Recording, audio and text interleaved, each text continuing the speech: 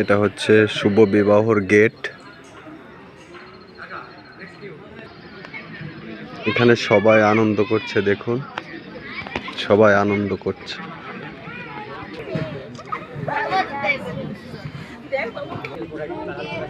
এই হচ্ছে আমাদের বর সাগর বিশ্বাস।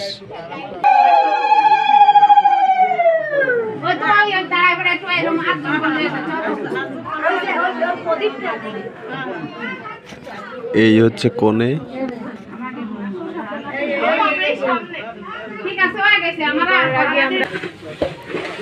এটা হচ্ছে রান্নার জায়গা,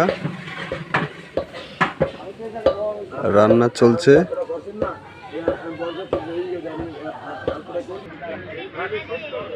এটা হচ্ছে খাওয়া দাওয়ার জায়গা।